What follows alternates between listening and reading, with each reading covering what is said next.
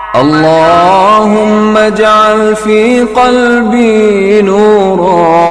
عامر بن عثمان کا گھوڑا آہستہ آہستہ چل رہا تھا۔ عامر کا سر جھکا ہوا تھا۔ اس کی ناک میں انوشی کے بالوں کی خوشبو تر و تازہ تھی۔ وہ گالوں پر انوشی کے بالوں کے لمس کا گداز محسوس کر رہا تھا۔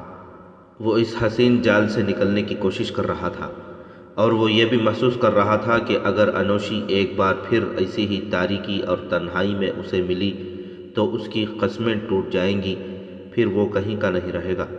اس نے اپنے خیالوں کا رخ شمس النساء کی طرف پھیر دیا۔ تب اسے خیال آیا کہ شام خیمے نصب کرتے ہوئے وہ ذرا سی دیر شمس النساء کے پاس رکا تھا اور انہوں نے ملنے کا وقت اور جگہ طے کی تھی۔ اسے یاد آ گیا کہ وہ اسی جگہ کی طرف جا رہا تھا۔ راستے میں انوشی نے روک لیا۔ اس نے گھوم کر پیچھے دیکھا۔ اسے اندھیرے میں انوشی نظر نہ آئی۔ وہ ایک ٹیکری سے مڑ کر اس جگہ پہنچا جہاں شمس النساء کو آنا تھا۔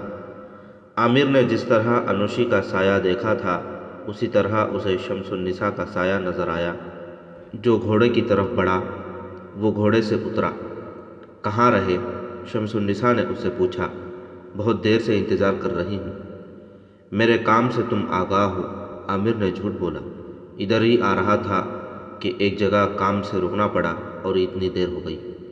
اپنے آدمیوں کا بھی خیال رکھنا، شمس النساء نے کہا۔ وہ بہت ہوشیار ہیں، کسی کو ان پر شک نہیں ہوگا۔ شمس النساء ان اپنے آدمیوں کا ذکر کر رہی تھی جو حلب کے اندر سلطان ایوبی اور رضی خاتون کے لیے جاسوسی اور مخبری کرتے تھے۔ ان میں جو محل کے اندر ملازم تھے وہ اسی حیثیت سے ساتھ جا رہے تھے، اور جو شہر میں کوئی کام کاج کرتے تھے انہیں عارضی مزدوروں کے بحروب میں راستے میں خیمے لگانے اور اکھاڑنے اور دیگر کاموں کے لیے ساتھ لے لیا گیا تھا۔ ان کے متعلق یہ طے کیا گیا تھا کہ موصل شہر میں مختلف کاموں پر لگا دیا جائے گا۔ رضی خاتون کی خادمہ نے یہ تمام آدمی شمس النساء اور عامر بن عثمان کو دکھا دیے تھے۔ آؤ کچھ دیر بیٹھ جائیں، شمس النساء نے اپنا بازو عامر کی کمر کے گرد لپیٹ کر کہا۔ عامر نے اپنا بازو شمس النساء کی کمر کے گرد لپیٹا۔ شمس النساء اس کے ساتھ لگ گئی، ایک قدم اٹھایا اور رک گئی۔ اس نے ناک عامر کے سینے سے لگا کر سونگھا اور اس سے الگ ہٹ کر بولی، تم کہاں تھے؟ کس کے پاس تھے؟ میں جانوروں کو دیکھ کر آ رہا ہوں۔ عامر نے جواب دیا، جانور عطر کب سے لگانے لگے ہیں؟ شمس النساء نے دبے دبے غصے سے کہا، تم نے کبھی عطر نہیں لگایا۔ عامر چپ رہا۔ شمس النساء نے کہا، تمہیں وہ خوبصورت ڈائن مل گئی ہوگی، تم اس کے جال میں آ گئے ہو۔ ابھی نہیں آیا شمسی، عامر نے کہا، وہ مجھے راستے میں مل گئی تھی، میں تمہیں بتانا نہیں چاہتا تھا۔ تمہیں کسی وہم میں مبتلا نہیں ہونا چاہیے، میں اتنا کچا آدمی نہیں ہوں۔ تم نے میرے سینے سے جو خوشبو سونگھی ہے وہ اسی کی ہے، لیکن تم میرے سینے کے اندر دیکھنے اور سونگھنے کی کوشش کرو۔ عامر کے لہجے میں گھبراہٹ کا ہلکا ہلکا لرزہ تھا۔ کہنے لگا، میں بہت پریشان ہوں شمسی، میں کوئی امیر یا حاکم یا سالار نہیں، ادنیٰ ملازم ہوں۔ انوشی مجھے آسانی سے انتقام کا نشانہ بنا سکتی ہے۔ معلوم ہوتا ہے آج اس نے تمہیں کچھ زیادہ ہی پریشان کیا ہے، شمس النساء نے کہا۔ بہت زیادہ، عامر بن عثمان نے جواب دیا۔ آج اس نے اپنا دل کھول کر میرے آگے رکھ دیا ہے۔ اس نے یہاں تک کہہ دیا ہے کہ وہ گنہگار اور بدکار ہے۔ اس نے مجھ پر واضح کر دیا ہے کہ وہ یہاں بدکاری پھیلانے اور بھائی کو بھائی سے لڑانے آئی ہے۔ اس نے مجھ سے پاک محبت کی التجا کی ہے اور کہا ہے کہ اس کے عوض جتنی دولت مانگو دوں گی۔ میں نے بڑی مشکل سے اس کے بازوؤں سے رہائی حاصل کی ہے۔ خدا کے لیے مجھے بتاؤ شمسی، میں کیا کروں؟ وہ دنیا کی ساری دولت میرے قدموں میں رکھ دے تو بھی میں تمہیں دھوکہ نہیں دے سکتا۔ پھر اسے دھوکہ دو، شمس النساء نے کہا۔ اسے وہی محبت دو جو وہ مانگتی ہے، اس کے عوض اس سے وہ راز لو جو ہم مانگتے ہیں۔ اس نے تمہیں بتا دیا ہے کہ اسے کس مقصد کے لیے یہاں بھیجا گیا ہے۔ تم تجربے کار اور دانش مند ہو، یہ تم خود سمجھ سکتے ہو کہ اسے صاف کہہ دو کہ تمہیں اندر کے رازوں کی ضرورت ہے، یا اسے بتائے بغیر اس سے راز اگلواتے رہو۔ میں یہ سوچ سکتا ہوں، عامر نے کہا، مگر ڈرتا ہوں کہ تم ایک نہ ایک دن میرے خلاف غلط فہمی میں مبتلا ہو جاؤ گی۔ میں تمہیں اور اپنی محبت کو خدا کے سپرد کرتی ہوں، شمس النساء نے کہا۔ ماں ہر روز مجھے جو باتیں بتاتی ہیں وہ میری روح میں اتر گئی ہیں۔ میری محبت مر نہیں سکتی، میں اسے اس عظیم مقصد پر قربان کر سکتی ہوں جو مجھے ماں نے دیا ہے۔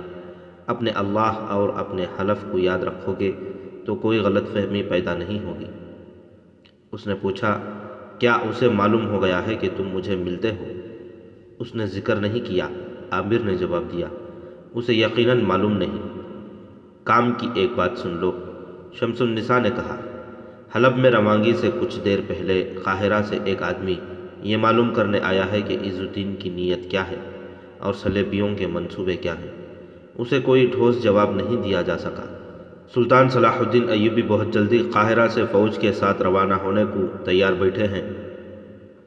اس آدمی نے بتایا ہے کہ سلطان ایوبی اس وجہ سے جلدی کوچ کرنا چاہتے ہیں کہ صلیبی فوج نے موصل، حلب اور دمشق کے طرف پیش قدمی کر دی تو قاہرہ سے فوج کو بروقت یہاں پہنچنا ممکن نہیں ہوگا۔ خطرہ یہ ہے کہ سلطان اپنی فوج لے آئیں اور صلیبیوں کی چال کچھ اور ہو تو سلطان کی فوج نقصان اٹھا سکتی ہے۔ ہمیں بہت جلد اپنے مسلمان امراء اور صلیبیوں کے عزائم معلوم کرنے ہیں۔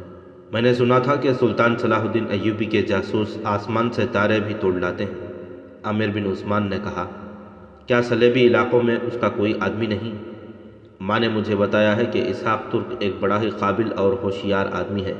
شمس النساء نے جواب دیا، وہ بیروت گیا ہوا ہے، صحیح خبر تو وہی لائے گا، لیکن اس کی طرف سے کوئی اطلاع قاہرہ نہیں پہنچی۔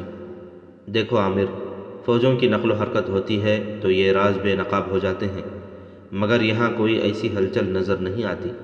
جو راز ہے وہ عز الدین اور عماد الدین کے سینے میں ہے، یہ اندرونی حلقوں سے مل سکتا ہے اور تمہیں یہ راز انوشی دے سکتی ہے، مگر وہ جو قیمت مانگتی ہے وہ میں نہیں دے سکوں گا۔ عامر نے کہا، تمہیں یہ قیمت دینی پڑے گی۔ شمس النساء نے کہا، میں یہ قیمت دینے کو تیار ہوں۔ میں اپنے بھائی کے گناہوں کا کفارہ ادا کرنا چاہتی ہوں۔ مذہب اور امت رسول صلی اللہ علیہ وسلم کی عظمت کے لیے ہماری آپس کی محبت اور دلوں کی خواہشیں کوئی معنی نہیں رکھتی۔ ہمیں ان شہیدوں کا قرض ادا کرنا ہے جو اسلام کے نام پر اپنی دلہنوں کو نوجوانی میں بیوہ کر گئے ہیں۔ عامر، کچھ نہ سوچو، قربان ہو جاؤ۔ اس وقت اسحاق ترک بیروت میں تھا۔ بیروت صلیبی حکمران بالڈوین کی فرنگی لشکر کی بہت بڑی چھاؤنی بنا ہوا تھا۔ اس سلسلے کی پچھلی اقساط میں سنایا جا چکا ہے کہ بالڈوین کو ایک شکست سلطان ایوبی کے بھائی العادل نے دی تھی اور تھوڑے ہی عرصے بعد اس نے سلطان ایوبی کی فوج کو گھات میں لینے کی کوشش کی تو خود سلطان ایوبی کی گھات میں آ گیا تھا۔ وہ گرفتار ہوتے ہوئے بچا اور دونوں بار اس کی فوج تتر بتر ہو کر پسپا ہوئی۔ وہ تو جیسے راتوں کو سوتا بھی نہیں تھا، ان دونوں پسپائیوں کا انتقام لینے کے منصوبے بناتا رہتا تھا۔ اس نے الملک الصالح کو اپنا اتحادی بنا لیا تھا، مگر اس کا یہ اتحادی مر گیا۔ اب وہ عز الدین اور عماد الدین کو سلطان ایوبی کے خلاف اپنے محاذ میں شامل کر رہا تھا۔ اس نے قاہرہ میں جاسوس بھیج رکھے تھے جو سلطان ایوبی کے ارادوں کا پتہ چلا رہے تھے۔ اسحاق ترک بیروت پہنچ چکا تھا اور بالڈوین کے ہائی کمانڈ تک پہنچنے کی ترکیبیں سوچ رہا تھا۔ وہاں جس سے ملتا اپنے آپ کو کسی مسلمان علاقے سے بھاگا ہوا عیسائی بتاتا۔ اس طرح اس نے بہت سے لوگوں کی ہمدردیاں حاصل کر لی۔ وہ چونکہ ترکی کا باشندہ تھا اس لیے سفید فام تھا، خوب رو اور تنومند بھی تھا۔ گھڑ سواری، نیزہ بازی، تیر اندازی اور تیغ زنی میں خصوصی مہارت رکھتا تھا۔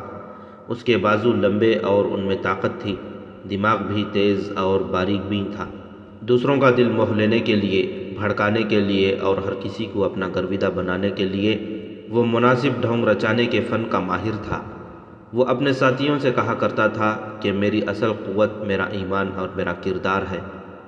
ان دنوں بیروت میں سلطان ایوبی کے خلاف جنگی تیاریاں ہو رہی تھیں۔ وہاں کے لوگوں کو فوج میں بھرتی کرنے کے لیے فوجی میلے ہو رہے تھے جن میں فوجی کرتب دکھاتے اور تیغ زنی وغیرہ کے مقابلے کرتے تھے۔ ایک روز اسحاق ترک ایسے ہی ایک مقابلے کا تماشا دیکھنے جا پہنچا۔ یہ صلیبیوں کا ایک پرانا کھیل تھا۔ دو گھوڑ سوار ہاتھوں میں لمبی برچھیاں تانے ایک دوسرے کی طرف گھوڑے سرپٹ دوڑاتے اور ایک دوسرے کو برچھی سے گھوڑے سے گرانے کی کوشش کرتے تھے۔ اگر کوئی پہلی بار نہ گرے تو ایک بار پھر ایک دوسرے کی طرف گھوڑے دوڑاتے اور ایک دوسرے کو برچھی سے گرانے کے لیے وار کرتے تھے۔ سوار زرہ بختر پہنے ہوتے تھے۔ یہ مقابلہ ہوتا رہا، سوار گرتے رہے، دوسروں کو مقابلے کے لیے للکارتے رہے۔ ایک سوار نے کئی سواروں کو گرایا، اس نے کسی اور کو للکارا تو کوئی بھی سامنے نہ آیا۔ اسحاق ترک صحرائی لباس میں تھا، وہ میدان میں آ گیا۔ مقابلہ کرنے والے سوار فوجی اور زرہ پوش۔ اسحاق کو عام لباس میں میدان میں اترتے دیکھ کر تماشائیوں نے قہقہا لگایا۔ وہاں صلیبی جنرل اور دیگر کمانڈر وغیرہ بھی تھے، وہ بھی خوب ہنسے۔ جس گھڑ سوار نے سب کو للکارا تھا، وہ گھوڑے پر سوار میدان میں گھوڑے کو ادھر ادھر بھگا رہا تھا۔ وہ صلیبی فوج کے ایک دستے کا کمانڈر تھا۔ اس نے ازراہ مذاق گھوڑے کا رخ اسحاق کی طرف کیا اور قریب آ کر برچھی اسحاق کو ماری۔ اسحاق وار بچا گیا۔ تماشائیوں نے ایک اور قہقہا لگایا، پھر شور اٹھا، پاگل پاگل، یہ کوئی پاگل ہے، اسے جان سے مار ڈالو۔ گھڑ سوار کمانڈر نے گھوڑا پیچھے کو موڑا۔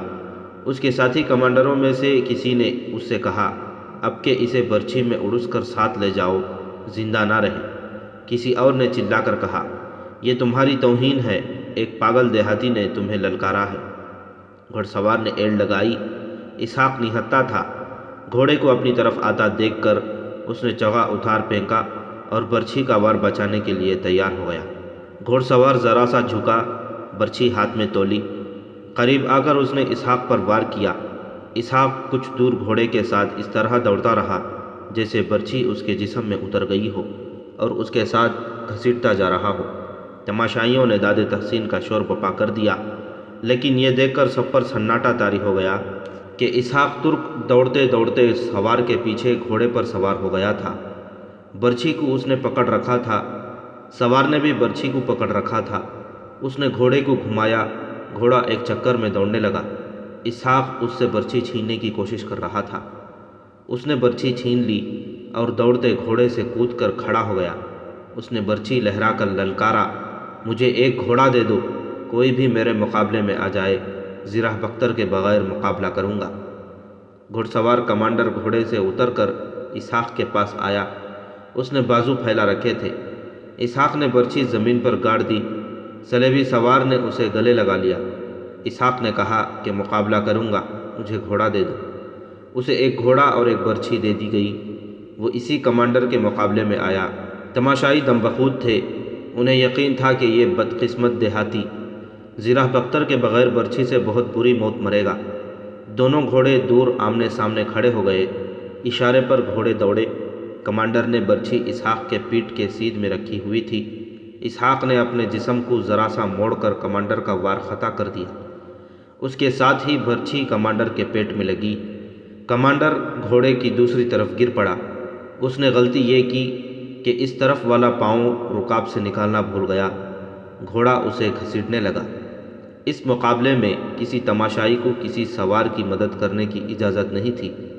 سوار مر بھی جایا کرتے تھے۔ کمانڈر کو گھوڑا گھسیٹ رہا تھا۔ اسحاق نے گھوم کر دیکھا تو اس نے اپنے گھوڑے کو گھمایا، ایڑ لگائی اور کمانڈر کے گھوڑے کے پہلو میں آ کر اپنے گھوڑے سے کود کر اس کے گھوڑے کی پیٹھ پر جا بیٹھا، لگام کھینچی اور گھوڑے کو روک لیا۔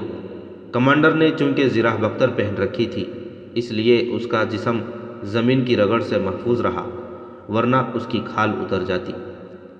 کمانڈر نے اسے اپنے بازوؤں کے گھیرے میں لے لیا اور اس سے پوچھا کہ وہ کون ہے۔ اسحاق ترک نے بتایا کہ وہ مسلمانوں کے علاقے سے بھاگا ہوا عیسائی ہے۔ وہ اپنے آپ کو عام قسم کا عیسائی تو کہہ نہیں سکتا۔ ایسی گھڑ سواری اور ایسی نیزہ بازی کا ماہر کوئی فوجی ہو سکتا تھا یا کوئی اونچے خاندان کا فرد۔ اس نے کمانڈر کو بتایا کہ مسلمان اسے زبردستی فوج میں بھرتی کرنا چاہتے تھے، اس لیے وہ وہاں سے بھاگ آیا۔ کمانڈر اسے اپنے ساتھ لے گیا۔ یہ کمانڈر بالڈوین کی فوج کا نائٹ تھا۔ نائٹ صلیبی فوج کا بہت بڑا اعزاز اور رتبہ ہوتا تھا۔ وہ اس کمانڈر کو دیا جاتا تھا جو ذاتی طور پر نڈر اور ماہر جنگجو ہو اور اجتماعی طور پر بہت بڑے دستے کو جنگی اہلیت سے لڑا سکے۔ اس اعزاز کے لیے جو اوصاف دیکھے جاتے تھے وہ کسی کسی میں پائے جاتے تھے۔ یہ اعزاز جسے ملتا اسے سر سے پاؤں تک زرہ بختر ملا کرتی تھی۔ صلیبیوں کے نائٹ جنگی قابلیت اور بے خوفی کی بدولت آج تک مشہور ہیں۔ ان کا اتنا رتبہ ہوتا تھا کہ ان کے مشوروں سے بادشاہ اپنے فیصلے بدل دیا کرتے تھے۔ اسحاق ترک نے زرہ بختر کے بغیر اس نائٹ کو پچھاڑ دیا اور اسے گھوڑے کے پاؤں تلے آنے سے بچا بھی لیا تو نائٹ اس کی قدر و قیمت سمجھ گیا۔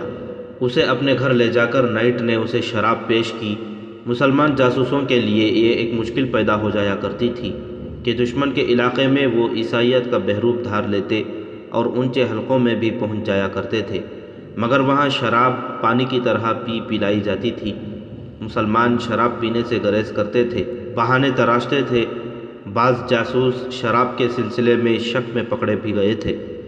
علماء ایسا فتویٰ دینے سے ہچکچاتے تھے کہ ان حالت میں شراب جائز ہے۔ صلاح الدین ایوبی نے یہ ہدایت جاری کی تھی کہ شراب پینے کی اجازت نہیں دی جا سکتی، کیونکہ مذہب میں حرام ہونے کے علاوہ یہ خطرہ تھا کہ شراب نوشی عادت بن جاتی ہے۔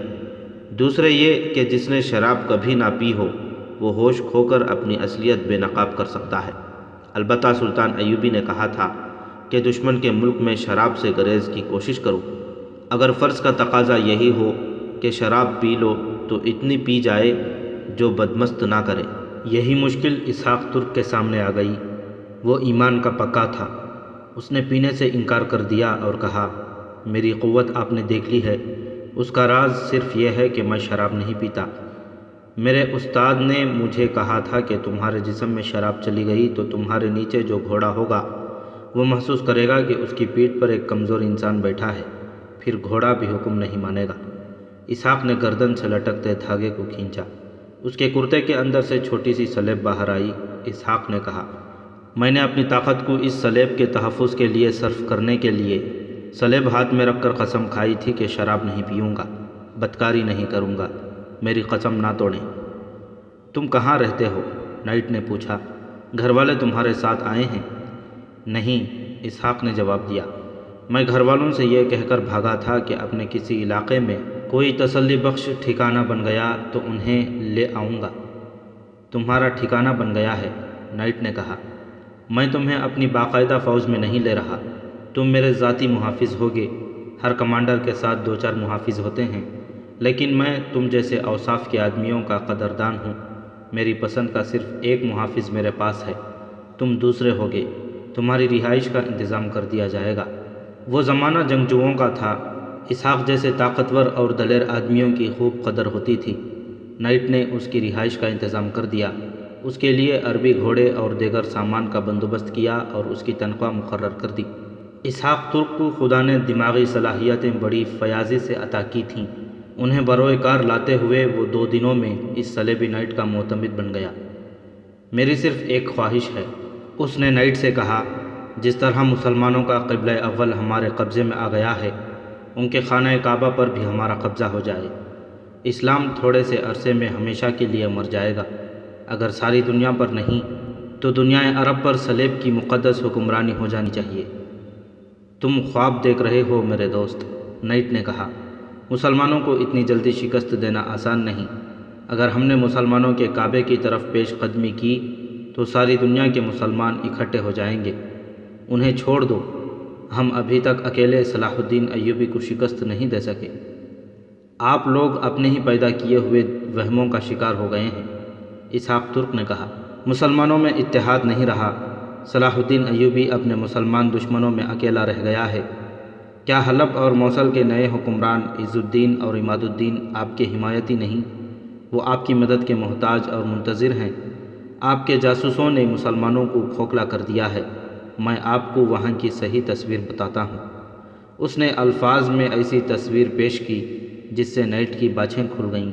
اسحاق نے ایسے مشورے دیے جو کوئی جرنیل ہی دے سکتا تھا۔ نائٹ کی آنکھیں کھل گئیں۔ تم مجھے حیران کر دینے کی حد تک ذہین ہو، نائٹ نے کہا۔ ہم کچھ ایسے ہی منصوبے بنا رہے ہیں جو تمہاری خواہشوں اور عزائم کے مطابق ہیں۔ میرے اس مشورے کو ذرا اہمیت دیں کہ صلاح الدین ایوبی کی طرح چھاپہ مار جیش تیار کریں۔ اسحاق نے کہا، ایک جیش میرے حوالے کر دیں۔ میں مسلمان علاقوں اور ان کی نازک رگوں سے اچھی طرح واقف ہوں۔ مجھے دور اندر تک وہ جگہیں معلوم ہیں جہاں وہ رسد وغیرہ کے ذخیرے رکھتے ہیں۔ ادھر جنگ ہوئی تو ادھر ان کا کوئی ذخیرہ رہنے نہیں دوں گا۔ ایسا ہی ہوگا، نائٹ نے کہا، ہم تمہیں موقع دیں گے۔ میں نے تمہیں شمس النساء کے ساتھ باتیں کرتے دیکھا تھا۔ انوشی عامر بن عثمان سے کہہ رہی تھی۔ وہ موصل میں تھے۔ عامر نے اسے محبت کا جھانسا دے دیا تھا۔ انوشی آدھی رات کے بعد اس کے کمرے میں آ گئی تھی۔ کہنے لگی، شمس النساء مجھ سے زیادہ خوبصورت تو نہیں؟ اس کا نام نہ لو، عامر نے اکتاہٹ سے کہا۔ وہ شہزادی ہے، مجھے اپنا نوکر سمجھتی ہے اور حکم چلاتی ہے۔ میں کبھی اس کے پاس کھڑا ہوتا بھی ہوں تو یہ حکم کی تکمیل ہوتی ہے۔ تم سے بھی میں اسی لیے ڈرتا رہتا تھا، تمہیں بھی شہزادی سمجھتا رہا، لیکن تم نے میرا ڈر دور کر دیا ہے۔ پھر بھی کبھی کبھی ڈر آ ہی جاتا ہے کہ تم مجھے کسی دھوکے میں مبتلا کر رہی ہو۔ یہ نہ بھی ہوا تو اپنا یہ انجام مجھے صاف نظر آ رہا ہے کہ بڑوں نے مجھے تمہارے ساتھ دیکھ لیا تو مجھے تہخانے میں بند کر دیں گے۔ اگر تمہیں کسی نے تہخانے میں بند کیا تو میرے اشارے پر موصل کی اینٹ سے اینٹ بچ جائے گی، انوشی نے کہا اور اسے اپنے ساتھ لگا لیا۔ پیار سے بولی، تمہارا یہ ڈر بجا ہے، میں تمہیں کوئی دھوکہ دے رہی ہوں۔ میرا وجود ایک دلکش دھوکہ ہے، لیکن تم مجھے انسان کے روپ میں دیکھو، مجھے اپنی عبادت کرنے دو۔ انوشی پر بے خودی سی طاری ہو گئی۔ عامر بن عثمان کی انگلیاں اس کے بالوں میں رینگ رہی تھیں۔ رات گزرتی جا رہی تھی۔ انوشی کے لہجے اور انداز میں خمار سا آ گیا تھا۔ عامر بن عثمان کے لیے یہ بڑا ہی سخت امتحان تھا۔ وہ جوان تھا، تنومند تھا اور وہ غیر شادی شدہ تھا۔ کئی بار اس کے جذبات اپنے قابو سے نکل چلے تھے۔ اس نے دل ہی دل میں دھیان خدا کی طرف کر دیا اور خدا سے التجائیں کرنے لگا کہ اس کی ذات باری اسے جبر اور ہمت و استقلال عطا فرمائے۔ رات تھوڑی سی رہ گئی تھی جب انوشی اس کے کمرے سے نکلی۔ پھر ایسی 3-4 راتیں آئیں۔ انوشی اس کے وجود میں جذب ہو چکی تھی۔ اس نے دیکھ لیا تھا کہ عامر حیوان نہیں انسان ہے، مگر عامر کی ذات میں جو زلزلے بپا ہو گئے ہیں ان سے انوشی واقف نہیں تھی۔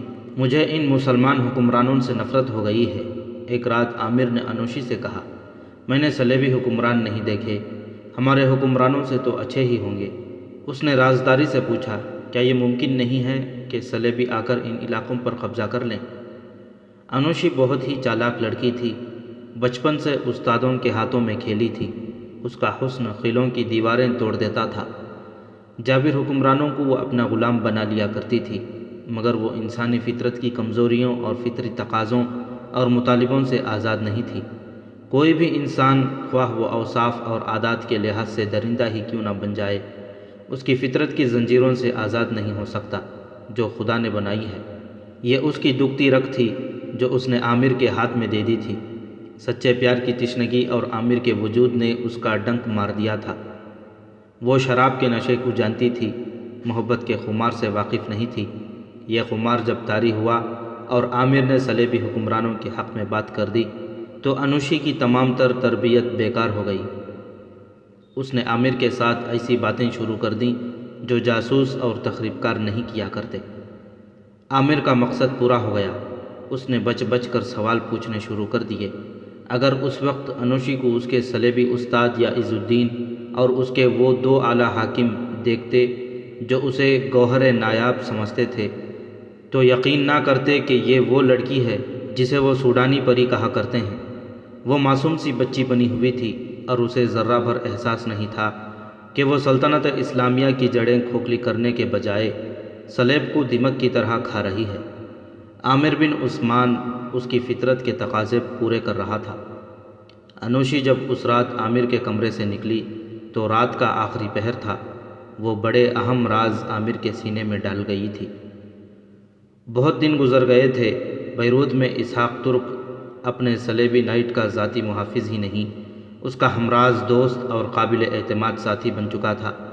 اس نے یہ بھی دیکھ لیا تھا کہ بالڈوین کے فرنگی لشکر کے ایک بڑے دستے کا یہ کمانڈر صلیب کا اتنا خیر خواہ نہیں جتنا اپنی اس خواہش اور عزم کا غلام ہے کہ وہ اگلی جنگ میں بڑھ چڑھ کر کامیابی حاصل کرے اور شاہ بالڈوین سے عرب کا کوئی ٹکڑا انعام کے طور پر حاصل کر لے۔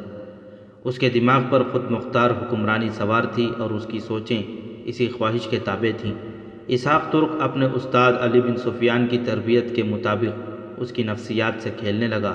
جس طرح انوشی جیسی خطرناک لڑکی فطرت انسانی کی کمزوریوں اور تقاضوں کے سامنے بے بس ہو گئی تھی، اسی طرح صلیبیوں کا یہ نائٹ اپنے نظریے سے ہٹ کر اور اپنی خواہشات سے مغلوب ہو کر یہ سوچنے کی ضرورت ہی محسوس نہیں کر رہا تھا کہ جس اجنبی کو اس نے اپنا دوست بنا لیا ہے وہ صرف اس کی نہیں، اس کے بادشاہ اور اس کی صلیب کی شکست کا پیامبر ہے۔ ایک روز نائٹ اسحاق ترک کو بیروت سے دور لے گیا۔ اسحاق کو پتہ چلا کہ نائٹ کا دستہ رات کو بڑی جلدی میں کوچ کر گیا ہے۔ نائٹ اس دستے کو مختلف جگہوں پر تقسیم کرنے کے لیے جا رہا تھا۔ اسحاق محافظ کے طور پر اس کے ساتھ تھا۔ دستے تک پہنچے تو دیکھا کہ خیمے نہیں لگائے گئے تھے، اس میں گھوڑ سوار بھی تھے اور پیادے بھی۔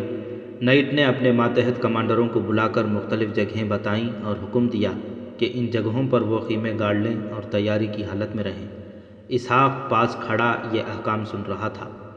ہو سکتا ہے تمہیں 1 مہینے تک تیاری کی حالت میں رہنا پڑے، نائٹ نے اپنے چھوٹے کمانڈروں سے کہا، لیکن اکتا نہ جانا۔ ہمیں کل قاہرہ سے آئے ہوئے ایک جاسوس نے اطلاع دی ہے کہ صلاح الدین ایوبی نے بیروت کو محاصرے میں لے کر اس شہر پر قبضہ کرنے کا فیصلہ کر لیا ہے۔ ہمیں توقع تھی کہ وہ اب بھی دمشق کی طرف آئے گا اور سب سے پہلے اپنے مسلمان عمرہ کو، جن میں حلب، موصل اور ہرن کے عمرہ خاص طور پر قابل ذکر ہیں، اپنے ساتھ ملائے گا۔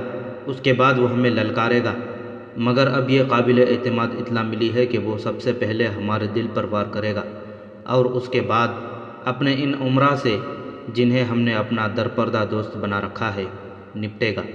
اگر ہمیں یہ اطلاع نہ ملتی تو ہم بیروت کے اندر اس محاصرے میں آ جاتے۔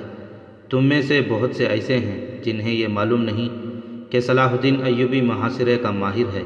اس کے محاصرے میں آئی ہوئی فوج کے پاس صرف یہ چال رہ جاتی ہے کہ ہتھیار ڈال دے۔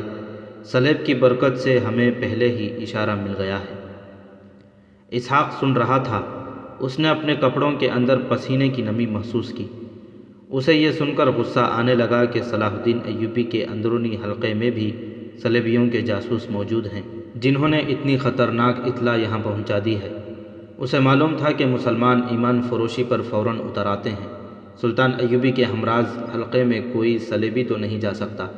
اب یہ ذمہ داری اسحاق ترک بڑی شدت سے محسوس کرنے لگا کہ وہ قاہرہ پہنچے اور علی بن سفیان کو بتائے کہ اگر سلطان نے واقعی بیروت پر فوج کشی کا فیصلہ کر لیا ہے تو سیدھا بیروت نہ جائے۔ اس اطلاع سے ہم یہ فائدہ اٹھا رہے ہیں کہ جس طرح ہمارا دستہ اس علاقے میں گھات کی صورت میں بھیجا گیا ہے، اسی طرح چند اور دستے جن میں گھوڑ سوار زیادہ ہیں بیروت کے ارد گرد اور دور دور بھیج دیے گئے ہیں۔ صلاح الدین ایوبی کا استقبال وہ دستے کریں گے جو بیروت میں تیار ہوں گے۔ وہ اس کی فوج کو یہ تاثر دے کر الجھائیں گے کہ اس نے بیروت کو اچانک آ دبوچا ہے۔ وہ جب محاصرے کو تنگ کر رہا ہوگا، ہم عقب سے اس پر حملہ کر دیں گے، پھر وہ بیروت کے اندر والی ہماری فوج اور ہمارے باہر والے دستوں میں آ کر ہمیشہ کے لیے پس جائے گا۔ جناب، ایک پرانی عمر کے کمانڈر نے کہا، یہ معلوم ہو چکا ہے کہ وہ کس طرف سے آئے گا؟ ابھی یہ معلوم نہیں ہو سکا، نائٹ نے جواب دیا۔ ممکن یہ نظر آتا ہے کہ وہ ہمارے علاقوں میں سے گزر کر آنے کا خطرہ مول لے گا۔ شاہ بالڈون نے ہدایت جاری کی ہے کہ راستے میں اس کے ساتھ جھڑپ نہ لی جائے، اسے دور اندر تک اور بیروت تک آنے دیا جائے۔ یہاں ہم اس کی فوج کو رسد سے محروم کر کے ماریں گے، اور آپ کو یہ تو معلوم ہوگا کہ بیروت سمندر پر واقع ہے۔ اسی کمانڈر نے کہا، وہ اپنی بحری قوت بھی استعمال کر سکتا ہے۔ وہ بحری قوت استعمال کرے گا، نائٹ نے کہا۔ اس کی بہت سی فوج بحری جہازوں سے آ رہی ہے، ہم نے اس کا بھی انتظام کر لیا ہے۔ ہم سمندر میں اس کا مقابلہ نہیں کریں گے، اس کی فوج کو اترنے کا موقع دیں گے۔ اس طرح ہم اس کے جہازوں کو تباہ کرنے یا انہیں بھاگنے کا موقع دینے کے بجائے جہازوں پر قبضہ کریں گے۔ میرے دوستوں، تم جانتے ہو فوج کو راز کی ایسی باتیں نہیں بتائی جاتی، کیونکہ جس طرح ہمارے جاسوس مسلمان علاقوں میں موجود ہیں، اسی طرح ہمارے علاقوں میں مسلمان جاسوس سرگرم ہیں۔ سپاہیوں کے منہ سے نکلی ہوئی بات صلاح الدین ایوبی کے کانوں تک پہنچ سکتی ہے، مگر بعض حالات میں اپنے کمانڈروں کو معلوم ہونا چاہیے کہ آنے والے حالات کیسے ہوں گے اور ان کا پس منظر کیا ہے۔ یہ احتیاط کریں کہ سپاہیوں کو پتہ نہ چلنے پائے کہ ہمیں صلاح الدین ایوبی کے متعلق کوئی اطلاع ملی ہے، ورنہ وہ اپنا فیصلہ بدل دے گا۔ کیا آپ کو مسلمان عمرہ کی نیت کا علم ہے؟ ایک اور کمانڈر نے پوچھا۔ ایسا نہ ہو کہ وہ ہم پر حملہ کر دیں۔ ان کی طرف سے ہمیں کوئی خطرہ نہیں، نائٹ نے کہا۔ حلب کا والی عز الدین موصل میں آ گیا ہے اور موصل کا امیر عماد الدین حلب چلا گیا ہے۔ یہ تبادلہ ہماری کارستانی سے ہوا ہے۔ وہاں کے حالات ہمارے قبضے میں ہیں۔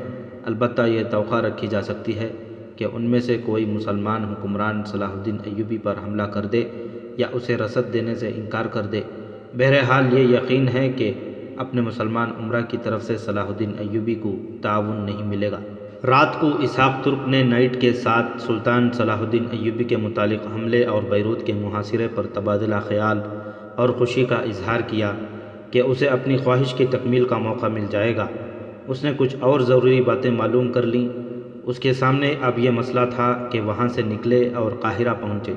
وہ آسانی سے فرار ہو سکتا تھا، لیکن اس نے سوچ لیا تھا کہ غائب ہو جانے سے نائٹ کو شک ہو جائے گا کہ یہ جاسوس تھا جو سب کچھ دیکھ کر چلا ہے، لہٰذا وہ اپنی اسکیم میں رد و بدل کر لیں گے۔ وہ نائٹ کو بتا کر جانے کی سوچنے لگا۔ اسے ایک بہانہ مل گیا جو یہ تھا کہ وہ اپنے گھر کے تمام افراد کو مسلمان علاقے میں چھوڑ آیا ہے۔ اب چونکہ اس کا ٹھکانہ بن گیا ہے، اس لیے وہ انہیں وہاں سے نکالنا چاہتا ہے، ورنہ مسلمان انہیں پریشان کریں گے۔ یہ بہانہ پیش کر کے اس نے نائٹ سے کہا، 1 آدھ مہینے بعد ہم جنگ میں الجھ جائیں گے، پھر نہ جانے کب فرصت ملے۔ انہیں ابھی لے آؤں تو بہتر ہے۔ یہ بھی ممکن ہے کہ میں جنگ میں مارا جاؤں۔ مرنے سے پہلے انہیں یہاں لانا چاہتا ہوں تاکہ میرے بعد میری بہنیں مسلمانوں کے ہاتھوں خراب نہ ہوتی پھریں۔ بہانہ معقول تھا۔ نائٹ نے اسے جو گھوڑا دے رکھا تھا وہی اس کے پاس رہنے دیا اور کہا، ابھی روانہ ہو جاؤ اور جس قدر جلدی آ سکو واپس آؤ۔ اسحاق ترک اس صلیبی نائٹ سے زیادہ جلدی میں تھا۔ اسے بہت جلدی قاہرہ پہنچنا تھا، لیکن اس سے پہلے حلب اور موصل جانا ضروری تھا، کیونکہ اس کے کانوں میں وہاں کے حکمرانوں اور امراء کے متعلق کچھ باتیں پڑی تھیں۔ اسے یہ پتہ نہیں چل سکا تھا کہ سلطان ایوبی جب ان علاقوں میں فوج لائے گا تو موصل کے حکمرانوں اور سالاروں کا رویہ کیا ہوگا۔ اسے معلوم تھا کہ حلب میں اس کے ساتھی جاسوس کون کون ہیں اور وہ کہاں مل سکتے ہیں، مگر نائٹ کی زبان سے اس نے سنا تھا کہ عز الدین موصل اور عماد الدین حلب چلا گیا ہے۔ اس کا مطلب یہ ہو سکتا تھا کہ رضی خاتون بھی موصل میں ہوگی، اور اگر وہ موصل میں ہے تو اس کی خادمہ بھی ساتھ ہوگی۔ محل کے اندر کی دنیا سے رابطہ اس خادمے کے ذریعے ہو سکتا تھا۔ بہرحال اسے وہاں کے حالات کا اور حالات کی خبر دینے والے خفیہ ساتھیوں کا کچھ پتہ نہ تھا، سوائے 2 کے جو موصل میں تھے۔ وہ اسی رات روانہ ہو گیا۔ گھوڑا اچھا تھا، اسحاق ماہر سوار تھا، مہینوں کی مسافت دنوں میں طے کرنے کا اسے تجربہ تھا۔ وہ فاصلہ طے کرتا اور خدا سے یہی دعائیں مانگتا جا رہا تھا کہ اس کے قاہرہ پہنچنے سے پہلے سلطان ایوبی کوچ نہ کر چکا ہو۔ گھوڑا دوڑ سے تھک گیا تو اسحاق نے اسے روکا نہیں۔ گھوڑا اپنی سہولت کی چال آہستہ آہستہ چلتا گیا۔ اسحاق نے آگے جھک کر پیٹھ زین کے ساتھ لگا لیا اور چلتے گھوڑے پر سو گیا۔ شہر کی تاریکی میں اس کی آنکھ کھلی۔ اس نے گھبرا کر آسمان کی طرف دیکھا۔ اس کی رہنمائی کرنے والا ستارہ چمک رہا تھا۔ گھوڑا صحیح سمت جا رہا تھا۔ صبح کی روشنی میں ایک جگہ گھوڑے کو پانی پلایا اور کچھ کھلا کر اس نے خود بھی ذرا آرام کیا، گھوڑے کو بھی آرام دیا اور چل پڑا۔ وہ دن بھی گزر گیا، رات آئی اور گزر گئی۔ صلیبی نائٹ کے دیے ہوئے عربی گھوڑے نے اسحاق کا خوب ساتھ دیا۔ سورج غروب ہونے میں ابھی بہت دیر تھی جب اسے موصل کے میناروں کے کلس نظر آنے لگے۔ اسحاق ترک اس شہر سے اچھی طرح واقف تھا اور اسے اپنے 2 ساتھی جاسوسوں کے ٹھکانے کا بھی علم تھا۔ اسے معلوم نہیں تھا کہ وہ اسے کچھ بتا سکیں گے یا حلب کا راستہ دکھا دیں گے۔ عز الدین کو اطمینان ہو گیا کہ رضی خاتون اس کی زوجیت میں خوش ہے اور اب وہ اس کے کاموں کے متعلق کوئی بات نہیں کرتی، نہ کچھ پوچھتی ہے۔ رضی خاتون نے اس سے یہ بھی نہیں پوچھا تھا کہ اس نے عماد الدین کے ساتھ امارتوں کا تبادلہ کیوں کر لیا ہے۔ رضی خاتون نے جس مقصد کے لیے عز الدین کے ساتھ شادی کی تھی وہ تو پورا نہ ہو سکا، تاہم وہ اس پہلو کو دیکھ کر مطمئن ہو گئی کہ وہ پر اسرار دنیا کے اندر آ گئی ہے اور سلطان ایوبی نے یہاں جاسوسی کا جو جال بچھا رکھا ہے اسے وہ مزید مضبوط اور کارآمد بنا رہی ہے۔ شمس النساء کو اس نے تربیت دے لی تھی اور اس کی یہ بیٹی لڑکپن کے کھلنڈرے جذبات سے نکل کر مجاہدہ بن گئی تھی۔ اس لڑکی نے عز الدین کے ذاتی محافظ عامر بن عثمان کو مخبر اور جاسوس بنا دیا تھا۔ اس کے لیے اس نے یہ قربانی دی تھی کہ اسے ایسی چالاک لڑکی کے حوالے کر دیا تھا جو عامر کو اس سے ہمیشہ کے لیے چھین سکتی تھی۔ عامر بن عثمان نے انوشی کے سینے سے جتنے راز نکالے تھے وہ شمس النساء کے ذریعے رضی خاتون تک پہنچا دیے تھے۔ یہ نہایت اہم راز تھے جو قاہرہ تک پہنچانے تھے۔ حلب سے سلطان ایوبی کے جو جاسوس آئے تھے ان کے کمانڈر سے پوچھا گیا تھا کہ قاہرہ جانے والا کوئی آدمی تیار کرو۔ اس نے کہا تھا کہ اسحاق ترک بیروت سے آ جائے گا، وہاں کی جب تک خبر نہیں ملے گی قاہرہ کے لیے اطلاع نامکمل رہے گی۔ علی بن سفیان سے سلطان ایوبی بار بار کہہ رہا تھا کہ صلیبیوں کے آئندہ اقدام کے متعلق معلومات حاصل کرو۔ انوشی نے عامر بن عثمان کو جو باتیں بتائی تھیں وہ غلط نہیں ہو سکتی تھیں۔ وہ عز الدین اور اس کے خصوصی مشیروں پر اتنی غالب آئی ہوئی تھی کہ وہ اس لڑکی کی موجودگی میں انتہائی نازک باتیں کرتے رہتے تھے۔ ان لوگوں کے ساتھ اسے کوئی دلچسپی نہیں تھی، انہیں وہ قابل نفرت انسان سمجھتی تھی۔ وہ تو اپنا فرض ادا کر رہی تھی، اسے ابھی یہ معلوم نہیں ہوا تھا کہ جس عامر کو وہ دل و جان سے چاہتی ہے وہ اپنا فرض ادا کر رہا ہے۔ عامر کا انداز ایسا تھا جیسے وہ اپنی دلچسپی کی خاطر ایسی باتیں پوچھ رہا ہو۔ عز الدین نے رضی خاتون کی سیر کے لیے بھگی وقف کر رکھی تھی۔ ایک شام رضی خاتون شمس النساء کے ساتھ باہر نکل گئی۔ شہر کے قریب ہی سبزہ زار تھا جس میں ایک چشمہ بھی تھا۔ یہ جگہ اتنی خوبصورت تھی کہ صرف شاہی خاندان کے لیے وقف کر دی گئی تھی۔ رضی خاتون کے ساتھ اس کی خادمہ بھی تھی اور محافظ کے طور پر علی بن سفیان بھی ساتھ تھا۔ عز الدین کو عامر پر بھروسہ تھا اور اس نے عامر کو حکم دے رکھا تھا کہ رضی خاتون جب بھی سیر کے لیے باہر جائے تو عامر ساتھ ہو۔ اس جگہ پہنچ کر بھگی کو دور کھڑا کر دیا گیا۔ رضی خاتون اور شمس النساء چشمے کی طرف چلی گئیں۔ عامر بن عثمان بھی ساتھ رہا۔ یہ صرف سیر نہیں تھی بلکہ سیر کے بہانے عامر سے معلوم کرنا تھا کہ اسے اور کیا کچھ معلوم ہوا ہے۔ اس وقت اسحاق ترک موصل میں اپنے ایک ساتھی کے پاس پہنچ چکا تھا اور یہ ساتھی اسے بتا رہا تھا کہ رضی خاتون بھی ان کے گروہ میں شامل ہو گئی ہے بلکہ سرپرستی کر رہی ہے۔ ان دونوں کے درمیان کچھ باتیں ہوئیں تو ان کا ایک اور ساتھی آ گیا۔ اس نے اسحاق کو بتایا کہ رضی خاتون کی خادمہ اس وقت چشمے پر گئی ہے، بہتر ہے اسحاق اسے وہاں ملے۔ اسحاق نے اپنے ان ساتھیوں کو بتایا تھا کہ وہ بہت جلدی میں ہیں اور کام کی کوئی بات معلوم ہو سکے تو وہ رات رکنے کے بجائے فوراً قاہرہ کو روانہ ہو جائے۔ اسی لیے اسے بتایا گیا تھا کہ خادمہ چشمے پر ملے گی۔ اس آدمی نے رضی خاتون کی سواری ادھر جاتے دیکھی تھی۔ اسحاق کو یہ تو بتا ہی دیا گیا تھا کہ رضی خاتون بھی ان کے ساتھ ہے، لہٰذا امید رکھی جا سکتی ہے کہ اس کے ساتھ بھی ملاقات ہو جائے۔ عامر بن عثمان چشمے کے کنارے رضی خاتون اور شمس النساء کو بتا رہا تھا کہ انوشی کی بتائی ہوئی باتوں کے مطابق یہ یقین ہو گیا ہے کہ صلیبیوں کے خلاف جنگ کی صورت میں عز الدین سلطان ایوبی کو دوستی کے دھوکے میں رکھے گا۔ اگر سلطان رسد مانگے گا تو رسد بر وقت پوری نہیں بھیجے گا۔ اگر سلطان نے فوج مانگی تو یہ بہانہ پیش کیا جائے گا کہ اس کے تعلقات عماد الدین کے ساتھ اچھے نہیں رہے اور عماد الدین موصل پر حملے کے لیے آرمینیوں کے ساتھ ساز باز کر رہا ہے، اس لیے فوج قلعے میں موجود رہنی چاہیے۔ عامر نے بتایا کہ عماد الدین کا رویہ بھی ایسا ہی ہوگا۔ ان حالات میں سلطان ایوبی کا باخبر ہونا ضروری تھا کیونکہ وہ ان دونوں کو اپنا اتحادی سمجھتا تھا۔ خادمہ ادھر ادھر ٹہل رہی تھی، اسے کسی کے گانے کی آواز سنائی دی۔ ریگزاروں کے راہی راہوں سے بھٹکیں، ستاروں کو دیکھیں۔ سیرگاہ کے قریب سے کوئی گاتا ہوا گزر رہا تھا۔ خادمہ کے کان کھڑے ہو گئے۔ یہ جاسوسوں کے اس گروہ کے خفیہ الفاظ تھے جو وہ ایک دوسرے سے ملاقات کے لیے ترنم میں اس طرح استعمال کیا کرتے تھے جیسے کوئی مسافر اپنا دل بہلانے کے لیے گنگناتا جا رہا ہو۔ خادمہ پودوں کی اوٹ میں آگے چلی گئی۔ اس نے اسحاق ترک کو پہچان لیا، اسے روکا۔ اسحاق نے اسے کہا کہ وقت نہیں ہے۔ خادمہ نے کہا اسی طرح ٹہلتے رہو، اور وہ رضی خاتون کے پاس گئی۔ سورج غروب ہو چکا تھا، سیرگاہ پر تاریکی چھا رہی تھی۔ اسحاق ترک ایک ایسی جگہ رضی خاتون، شمس النساء اور عامر بن عثمان کے پاس بیٹھا تھا جہاں انہیں کوئی نہیں دیکھ سکتا تھا۔ رضی خاتون اسے حلب اور موصل کے تمام اسرار اور دھوکے بتا چکی تھی۔ اس نے اسحاق سے کہا صلاح الدین ایوبی سے کہنا میں نے نور الدین زنگی کا مقام عز الدین کو دیا تھا میں نے اس امید پر اپنے دل پر پتھر رکھ کر یہ فیصلہ کیا تھا کہ عز الدین کو زنگی مرحوم کا صحیح جانشین بنا دوں گی اور یہ زنگی کی طرح تمہارا دایاں بازو بنے گا، مگر شادی کے بعد راز کھلا کہ میں نے عمر بھر کی ایک بھیانک غلطی کی ہے۔ مجھے قید کر لیا گیا ہے۔ اب دمشق کی لاج تمہارے ہاتھ ہے۔